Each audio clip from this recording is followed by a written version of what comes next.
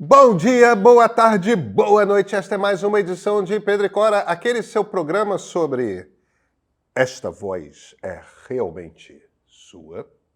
Pedro e Cora, toda terça-feira, toda quinta-feira, vocês já sabem, na sua plataforma favorita de podcast, no YouTube do Meio. Meu nome é Pedro Dória, ao meu lado está minha querida amiga Cora Roney. Mas, Cora Roney, esta voz é realmente sua? Essa é a questão, né? Essa é a questão. Vamos discutir muito isso. Scarlett Johansson, a atriz do filme Ela, está processando a OpenAI porque diz que a OpenAI usou sua voz no novo ChatGPT. A OpenAI nega. Essa voz é sua?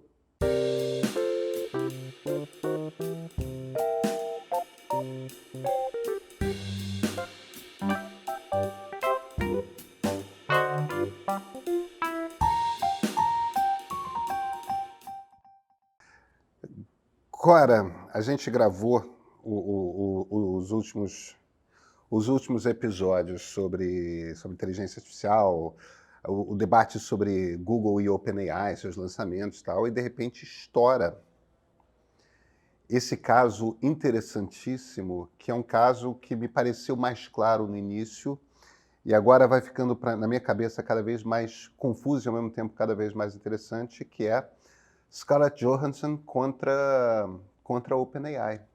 A atriz acusando a OpenAI de ter usado a sua voz para fazer a nova versão do ChatGPT. Você está acompanhando essa história, né? Estou acompanhando e, curiosamente, ao contrário do que você acha, eu no começo eu não achei ele tão claro. Ah, é? Que interessante. Eu no começo achei ele mais complicado e agora estou achando mais claro e também vejo que não é só uma questão de voz e só de Scarlett Johansson, é uma questão bem mais ampla. Ah, não. É a indústria cultural contra a inteligência artificial. Ou contra as empresas. É a parte mais visível dessa É. luta, que, na verdade, vem sendo travada em diversas frentes. Há vários processos já correndo contra as produtoras de inteligência artificial. Mas, enfim, é uma luta em que, quer queira, quer não, todos nós deveríamos estar interessados. Todos nós que usamos redes sociais. Claro. Porque todos nós, nessa altura, somos produtores de conteúdo. É verdade. Eu acho que vale a gente dar uma introdução do que está acontecendo, para a partir daí a gente ter uma conversa. Bem, uma semana após o lançamento do ChatGPT 4o, o mundo foi surpreendido com um aviso da Scarlett Johansson nas redes sociais dizendo que ela estava muito surpresa e muito chocada com o fato de que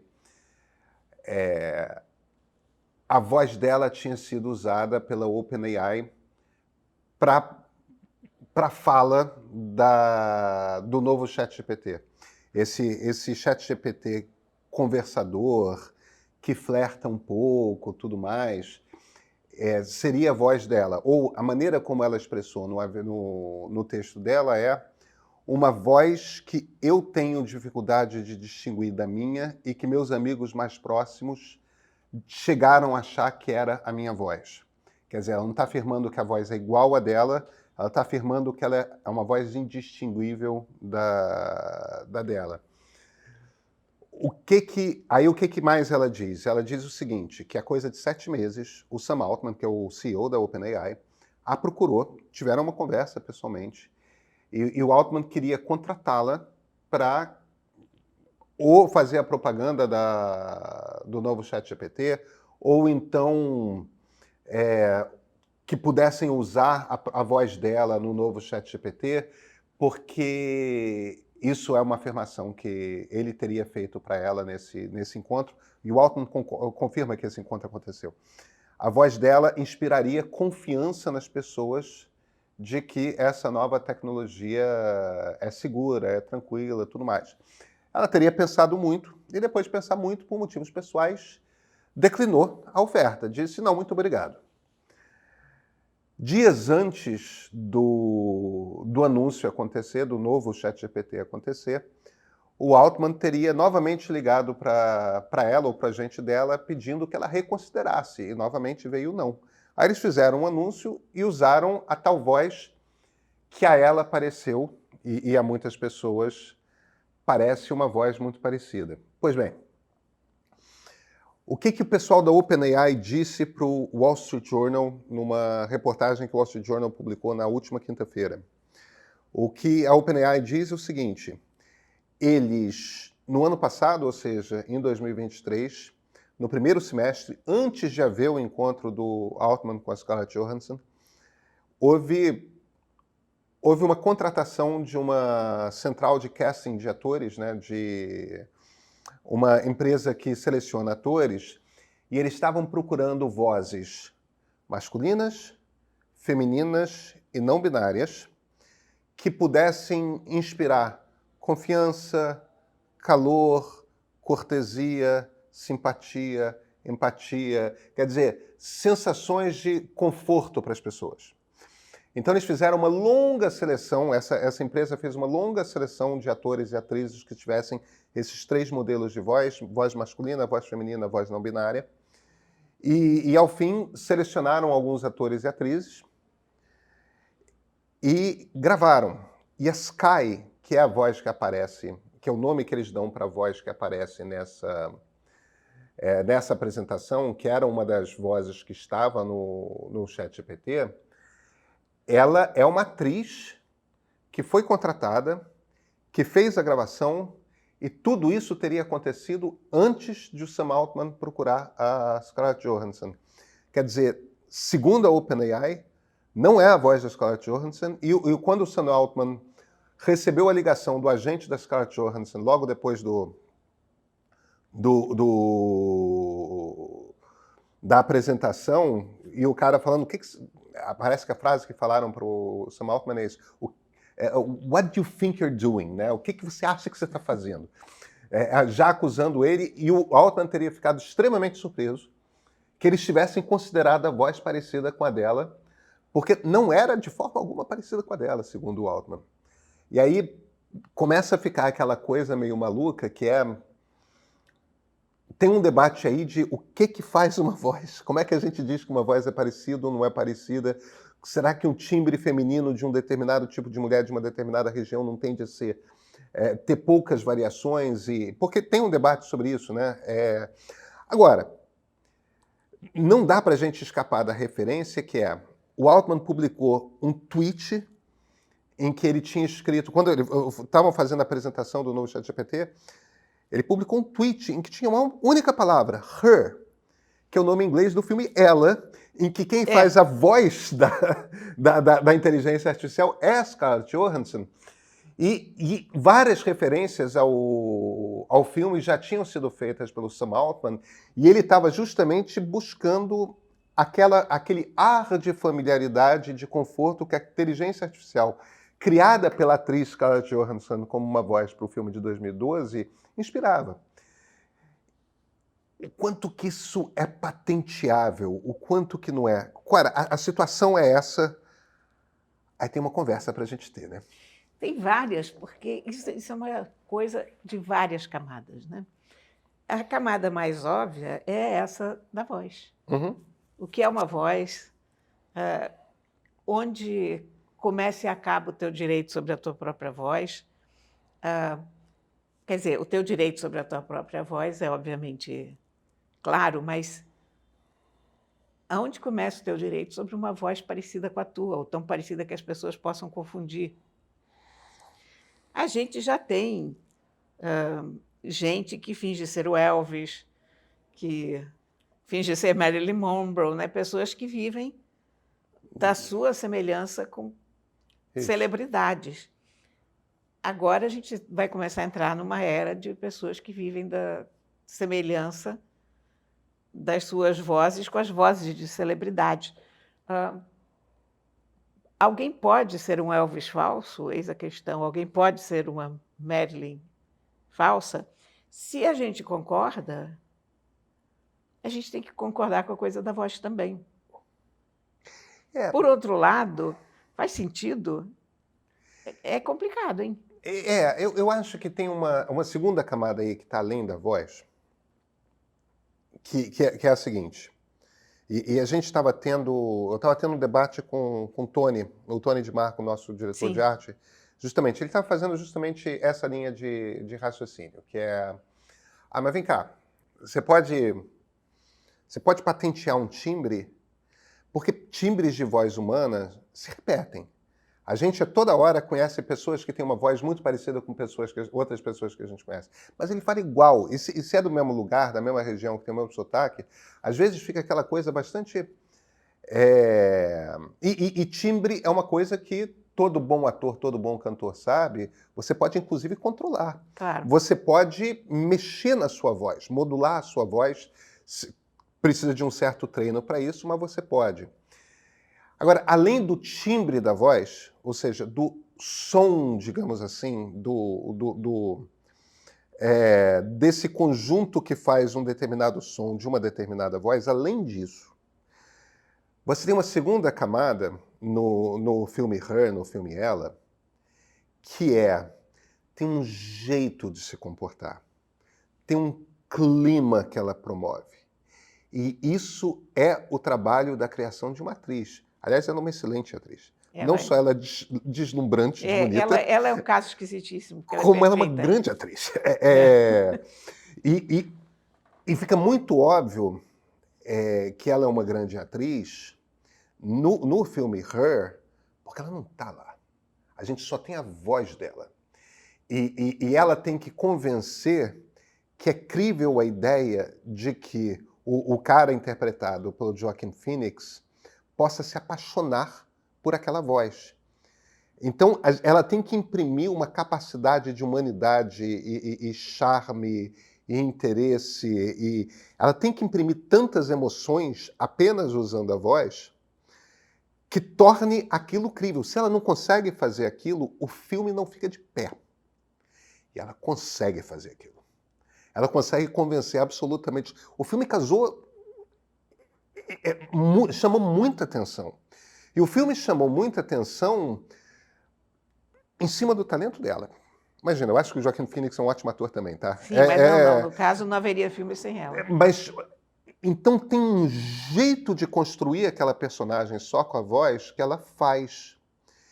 E é claro que o Sam Altman, quando vai atrás dela e fala... Vem cá, você vai trazer credibilidade para isso, tudo, aquilo, e ao mesmo tempo conforto.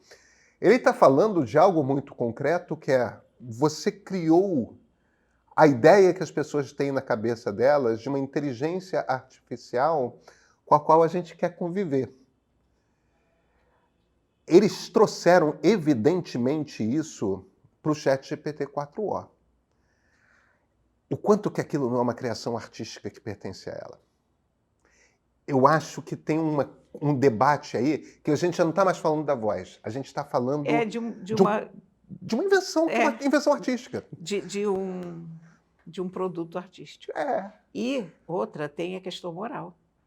Porque quando você empresta a voz para uma coisa tão genérica quanto uma inteligência artificial... Você não sabe o que ela vai falar, né? Exatamente. Exatamente. Uma coisa é você ter um script de um filme e você saber o que vai acontecer desde o começo até o fim.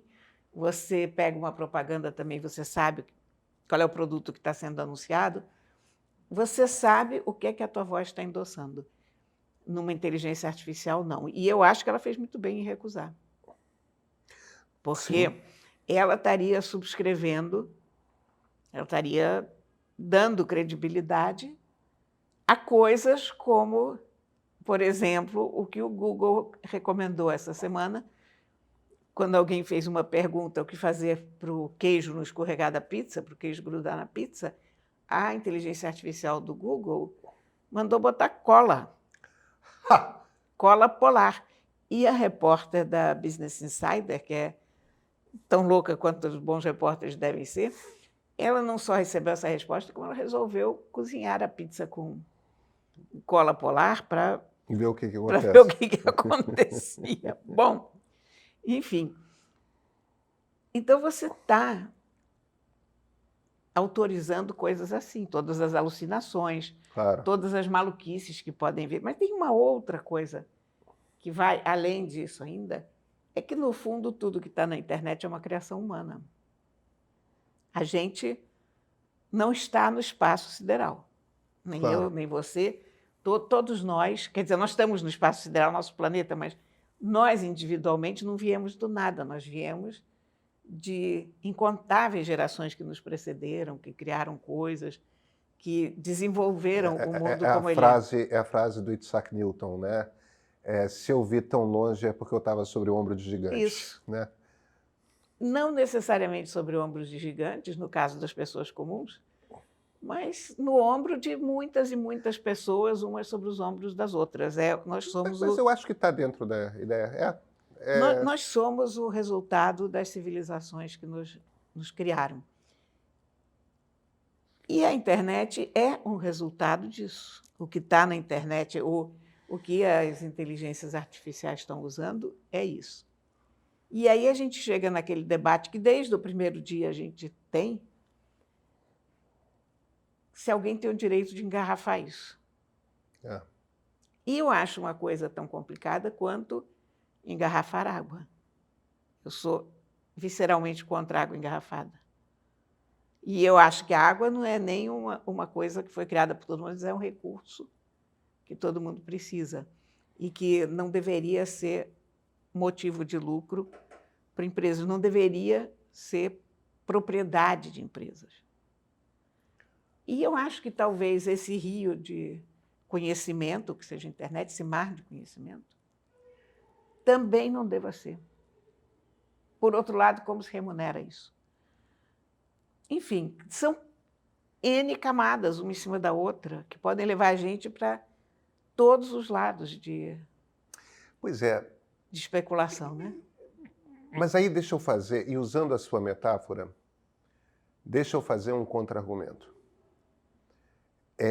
Quando a gente compra água engarrafada, água mineral, a gente está comprando água ou a gente está comprando o direito de... ou a gente está comprando a não necessidade de ir a uma fonte específica que produz uma água específica com um determinado sabor que alguém teve o trabalho de colher ali e trazer a nós. A gente está comprando água ou a gente está comprando o serviço de ter uma água especial? Por que eu tô pegando essa coisa aí da sua metáfora? Porque talvez, ao colocar todo esse conhecimento humano que foi produzido ao longo de gerações, encapsulado numa ferramenta que a gente possa consultar para questões específicas, a gente talvez não esteja comprando acesso àquilo que humanos produziram, mas acesso rápido a uma ferramenta que nos ajuda a pensar, que nos ajuda a trabalhar, fazendo uso de forma mais dinâmica do conhecimento humano produzido em gerações. O conhecimento estava lá. Só agora existe uma maneira mais prática de acessarmos esse conhecimento. Eu não estou sugerindo, eu não estou entrando no debate da água de forma alguma. Eu só estou sugerindo que ambas as formas são corretas de se ver. Sim. E ambas as formas estão... Temos um paradoxo nas mãos. E aí, quando a gente vai para a coisa da Scarlett Johansson, tem uma coisa ali da qual a gente não consegue escapar, que é o seguinte. Há um ano, justamente quando o Sam Altman estava conversando com a Scarlett Johansson, atores e roteiristas de Hollywood estavam em greve. E um dos motivos pelo qual eles estavam em greve era o seguinte: eles estavam querendo um compromisso por parte dos estúdios que o trabalho deles, a aparência física deles, no caso dos atores, o estilo de texto, no caso dos roteiristas, a voz, no caso dos atores, todas essas coisas não pudessem ser, de alguma forma, encapsuladas em ferramentas de inteligência artificial para se produzir algum tipo de conteúdo com a marca daqueles escritores e com a marca daqueles atores e atrizes, sem que eles não fossem remunerados por isso. Parte da greve dos roteiristas e dos atores era justamente a gente quer o compromisso por escrito que, se forem usar o nosso rosto, se forem usar a nossa voz, se forem usar a nossa voz quando escrevemos, a gente vai ser consultado e seremos pagos a respeito disso. É verdade, Cora, que essa greve foi em relação aos estúdios e às empresas de streaming. As empresas de inteligência artificial não participaram de negociação nenhuma, não foram consultadas, tudo mais. Mas o problema é que esse debate já estava lá, e o que acontece agora com essa situação da OpenAI, e aí eu não estou entrando no mérito de se eles de fato copiaram a voz da Scarlett Johansson ou não. O fato é que, caramba, de repente o troço ficou vivo pra cacete. Temos um caso. Temos um caso extremamente concreto de alguém que pegou a criação de uma atriz, ou aparentemente pegou a criação de uma atriz, e incorporou aquilo num produto. Engarrafou. Engarrafou. Agora, a partir daquele momento, isso quer dizer o quê? Vamos lá. Digamos que alguém compre os direitos de roteiro do filme Ela, ou então nem faça isso. Vamos montar uma peça de teatro no Rio de Janeiro, em São Paulo, sobre uma inteligência artificial e a atriz que vai fazer a voz dessa inteligência artificial se inspira na interpretação da Scarlett Johansson e imprime um clima para aquela inteligência artificial similar ao que a Scarlett Johansson fez no filme Ela. Ela tem que pagar direitos autorais para a Scarlett Johansson, porque atores se imitam o tempo todo. E isso é considerado parte do trabalho de interpretação. Tem direito autoral disso? Porque é um produto comercial, as pessoas pagam ingresso para aquilo. Eu não estou dizendo que o exemplo seja perfeito, mas a gente está numa zona muito cinzenta. Olha, isso vai render muita discussão, e muita discussão muito interessante. Muito. Porque eu sou contra o engarrafamento da água, sou contra a propriedade de fontes por empresas, mas eu reconheço que isso é um caso vencido. Eu adoro San Pellegrino, eu acho caríssimo, não bebo sempre, mas eu gosto muito de poder ir no supermercado e comprar para beber aquela água que vem daquela fonte da Itália. Sim, eu também. Mas olha, eu vou te dizer inclusive o seguinte, eu acho que toda San Pellegrino nessa altura do campeonato é falsificada, porque não é possível que uma única fonte na Itália produza tanta água. Por quê? Quando você vai na China, a água favorita dos chineses é San Pellegrino. Tais a ver que a quantidade de chineses Tudo bem, justo. não cabe na pequena cidade onde é essa fonte de San Pellegrino. Mas aí tudo bem, você faz escala em Londres. Justo, Perrier. A água que mais tem nos supermercados de San Pellegrino. Eu acho que uma água sincera é a água das pedras, em Portugal, que você quase não encontra em lugar nenhum. Justo. Porque tem uma pequena fonte que dá, sei lá, X garrafas, mas... Justo. Né? É. Enfim, aliás, a San Pellegrino tem jeitos diferentes de tampa, então eu no Oriente já ficava pensando qual que era falsificada, se era esse tipo de tampa ou a outra. Mas, enfim, não, agora, sem brincadeira, eu sou contra multinacionais como a Nestlé serem donas de toda a água da região das águas aqui do Brasil, por exemplo. Não acho correto. Acho que a água é um recurso precioso demais para estar na mão de poucas pessoas. Eu acho que tem o debate. Sabe? Eu acho que tem o debate. Mas, enfim, eu reconheço que isso já caiu em julgado, enfim. Mas é uma questão filosófica. E eu acho que essa questão dos atores e do direito autoral sobre a voz, sobre o tom, sobre o estilo, vai dar muito o que render, porque quando você tem um livro igual ao outro, é plágio. E já existe jurisprudência sobre o que pode ser considerado plágio ou não, porque você tem, sei lá, tantas linhas, um jeito. Enfim, quando você tem um perito para ver um caso de plágio, ele sabe como se basear nisso. Mas nós estamos lidando com plágio há bastante tempo, né? Mas veja, olha como é que eu acho que essa coisa complica. Essa tecnologia, do jeito que está avançando, em 1 ou 2 anos, a gente vai poder escolher a voz que a gente quer para a inteligência artificial. Sim. E se eu pegar 4 filmes do Pereio, treinar a minha inteligência artificial com a voz do Pereio e começar a usar em casa só aquela voz me dando bronca para tudo quanto é para tudo quanto é compromisso que eu falto, porque aí eu acho que eu vou seguir a autoridade, porque aquele cara manda. Manda. Entende? E ali eu vou sentir medo. O que eu estou dizendo é, me parece uma causa impossível de se ganhar. Como porque, a causa da água. com a pausa, É uma causa que eu percebo moralmente, mas é irrealizável, porque a gente vai e bebe água São Pellegrino, porque já se criou todo um complexo em relação a isso. Quando eu estive na Coreia do Norte, inclusive, uma fábrica que eu visitei foi uma fábrica de água mineral, que a Coreia do Norte havia recebido a fábrica de uma empresa italiana, não sei qual, uma fábrica desativada, e eles criaram a... E, aliás, era uma água muito gostosa.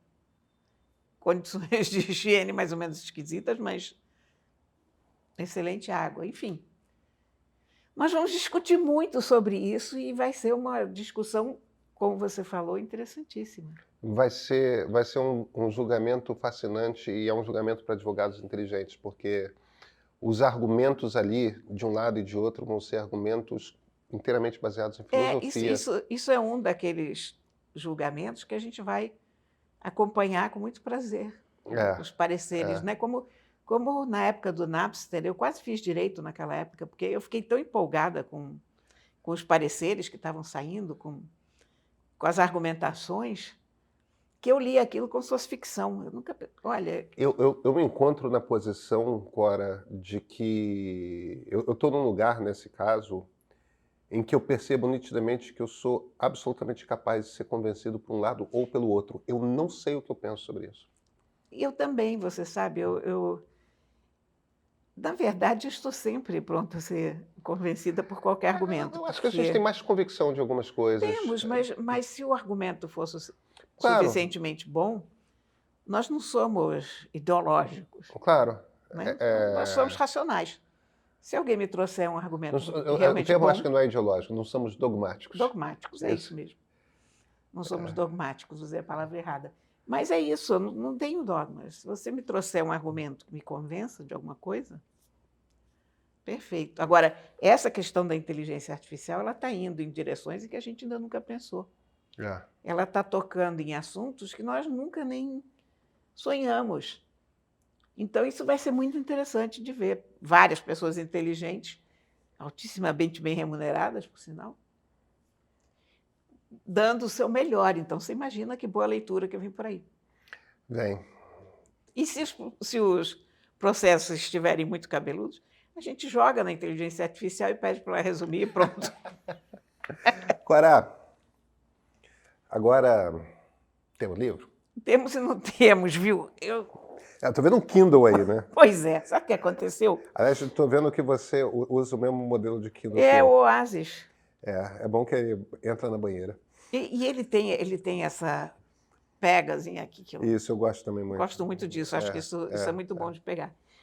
A capa já está uma nojeira. Aliás, quando eu peguei ele para trazer hoje, eu digo, será que vou ter coragem de... Pelo contrário, é capa usada, eu gosto. Eu faço. A minha é o mesmo modelo, só que um tom mais vinho, a minha capa. O que aconteceu? Eu li o livro, adorei, e dei de presente para um amigo.